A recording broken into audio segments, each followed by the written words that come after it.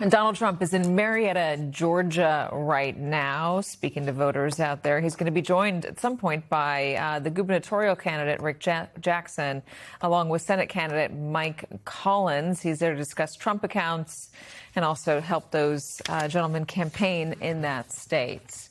All right, quote, "If they actually sent me to prison, I'll be fine. I'll continue to fight back against these people." That is what Senator Mark Kelly told The Atlantic's Mark Leibovich in a big profile that detailed his unlikely path to senator, the near assassination of his wife, and a torrent of threats he's gotten from both President Trump and Secretary Pete Hegseth.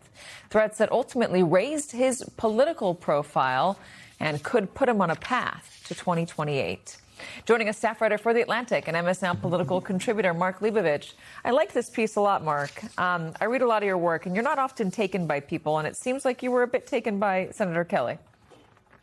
Yeah, I mean, what was interesting about this piece is that it's sort of a portrait of a couple. I mean, him and Gabby Giffords, his wife, a former congresswoman who was nearly assassinated, as you mentioned, in 2011. They've been sort of this backdrop to a lot of political stories over the years, but I've never actually talked to them together and spent time around them together, and I had the opportunity to do so for this. And it's unlike anything I'd ever seen. I mean, Gabby Giffords was sort of a born politician. Mark Kelly is an engineer. He was an astronaut. He's a fighter pilot, a real introvert, actually. And then Gabby Giffords, had this tragic shooting happen to her, and she lost basically her ability to speak effortlessly. And she was a great talker, and all of a sudden she can't really talk that well and really struggles. And Mark Kelly sort of became the ambassador to her brain and her extroversion. And just sort of being around them was quite striking, and it sort of made me wonder, how would this scale if Mark Kelly wanted to run for president, which in fact he seems to be making a lot of steps to doing so. So how will it scale? I don't know. I mean, to have a couple that is this sort of unorthodox, right? I mean, there's never been a political couple like this in the framework of a political campaign. Requires a great deal of patience, grace from the American public, which I would like to think is there in abundance. But I mean, if there's one thing we've learned over the last 10 years, is that there's a real strain of I would say cruelty in the American electorate, and I wonder how this would play. I mean, this requires a lot of patience. It's a very unorthodox model, and Mark Kelly is a very kind of unorthodox politician because he was not born to do this. He had no desire to be a politician. Gabby Giffords was sort of retired early from this, and he kind of took over the family business a few years ago, and it's kind of a work in progress for him. So I was really struck by a lot of things about them, but this was a really unusual profile, and it was it was hard to do because it's hard to do the unusualness of it, the justice with the kind of nuance I think it deserves. Yeah, maybe it is an antidote to these crueler times. What I enjoyed about it was exactly what you just said. I know about the marriage. I obviously know something of the origin story. I've had a lot of interactions with him. I've had some interactions with her.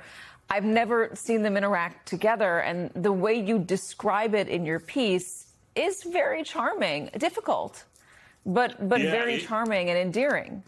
Yeah, it was hard to listen. I mean, not hard to listen to, but it was. Look, I mean, I'm a standard reporter. I mean, I'm used to interviewing one person or two people, and usually there's sort of a shtick. And this was very, very different. I mean, this was a much more, in some ways, tender, sort of patient dynamic. And I was really kind of moved by it. It allowed me to see a side of Mark Kelly that I'd never seen before. I mean, he kind of has this reputation as being kind of like a bit of a tough guy. I mean, he's sort of a stoic, came from kind of I would say sort of an unemotional background, not a lot of feelings, not a lot of crying, that kind of thing. And she really opened him up in a way that I'd never seen before. Yeah, that's what I got from it as well. One other question about this moment that we're living in and he's living in. He's getting a lot of threats from the president, Pete Hegseth, but you talk in your piece about how to him danger is relative.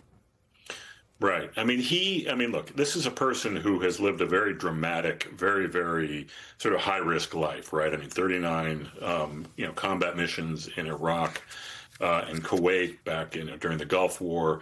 going up into space on the space shuttle is a very risky maneuver. And then, he's a senator now, but he learned, as he told me, that that's the dangerous. It's not a safe job in his family, right? I mean, his wife was literally one of the few politicians who has ever taken a bullet, and now, I mean, because of this other circumstance in which he and a group of his colleagues in the House and Senate who sort of made this video to sort of remind service members not to obey illegal orders, has been, subjected to all kinds of threats, not only from the president and from Pete Hegseth, but obviously a lot of their supporters have made it, a very kind of ominous existence for Kelly and their colleagues. And so that sort of ups the ante. But yes, I mean, Kelly will say, and he said many times, look, I've been through worse. I've been through the worst thing a politician can go through.